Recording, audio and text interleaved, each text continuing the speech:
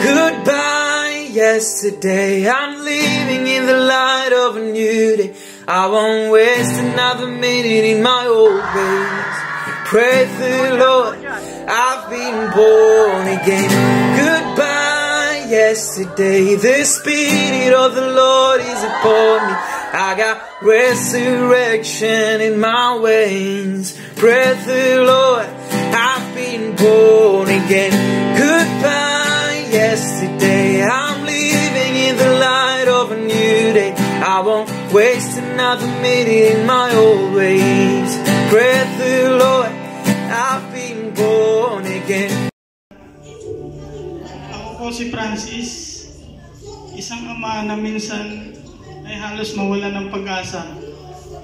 Ngunit ngayon ay buong puso kong sinasabi, buhay na buhay ang Diyos at walang imposible sa Kanya. Nung ipinanganak ang anak ko, si Ethan Joaquin, noong August 18, 2019, akala ko isang normal na sanggol.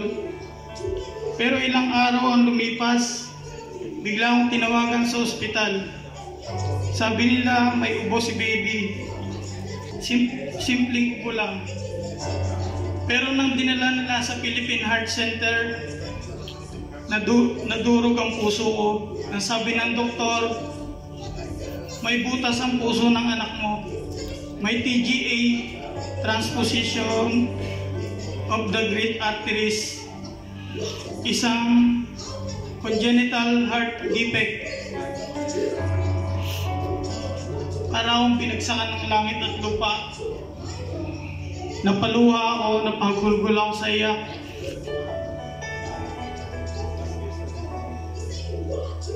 Agad akong nag-emergency leave sa trabaho. Pagdating ko ng ospital, niyak ako agad ang asawa ko ng mahigpit. Sabi niya sa akin, para akong nagkaroon ng lakas nung dumating ka. Pero nang pagpasok ko sa ICU, hindi ko makilala ang anak ko. Napakaliit niya. Puno ng tubo ang katawan. Mga mata niya, pilit niyang minumulat. Parang gusto niyang sabihin, tayo naririnig kita. Lalaban ako. Ang sakit. Ang bigat. At ang isa pang umatong sa dibdib namin ay ang bayarin sa ospital na kailangan namin mag-down payment ng 300,000. Saan kami kukuha ng ganong kalaking pera? Wala naman kaming mapagkukunan. Pinabenta ko ang kalabaw at mga kambing na alaga namin, pero kulang pa rin. Piling ko wala na akong masulungan, malalapitan, pero durog na durog kami. May kakaibang kapayapaan sa loob ko. Parang boses na nagsasabi, hindi pa natatapos, may plano ako. May mga taong nag-donate, hindi namin kilala. Mga pamilya, mga kamag-anak, parang ulan na bigla na lang bumuhos ang provision. At sa wakas, maoperahan na ang aking anak ng open heart surgery. At sa awa ng Diyos, naging matagumpay ito. Praise the Lord.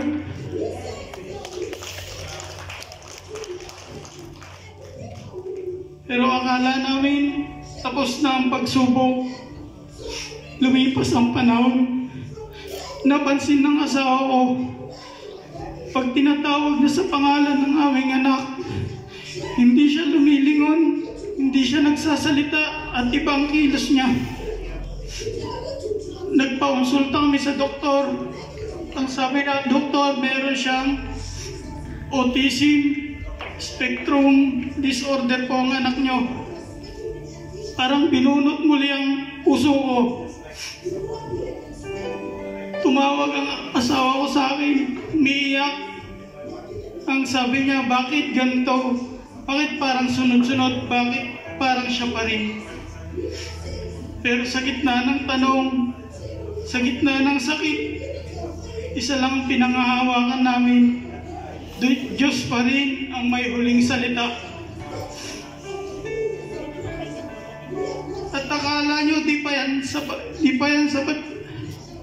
Ako naman po ang bumagsak. January 2, 2023. Habang nandito ako sa Dubai, bigla na lang na-stop po ako. Nang hina ang kalahati ng katawan ko. Nag-shutdown ang isip ko. At ang mas masakit, may boss na bumubulong sa akin.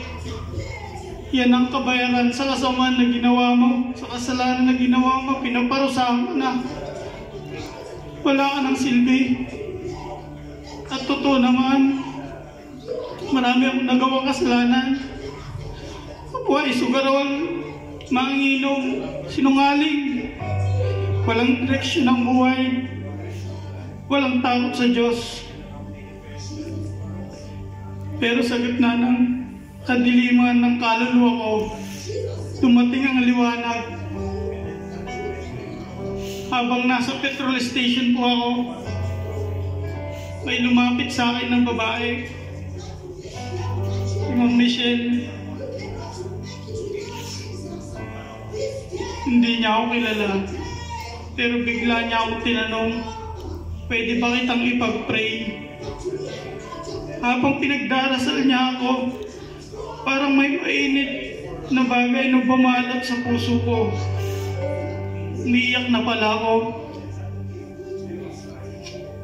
Hindi dahil sakit ng katawan ko, kundi dahil sa yakap ng Diyos na matagal ko nang iniwasan. Doon nagsimulang mabuhay ang puso ko. Inimbitahan niya akong dumalaw sa Sunday service at habang umaawit ang lahat, habang tinataas ang mga kamay, doon ko naramdaman ang presensya ni Jesus. Parang sinasabing, anak, hindi pa tapos. Ako ang simula ng bago mong buhay.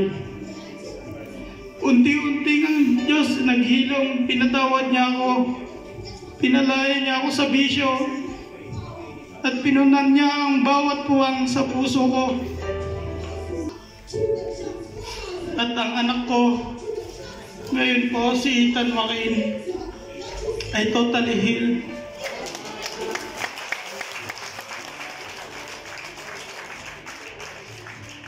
Nakakabigkas na po siya ng papa at mama.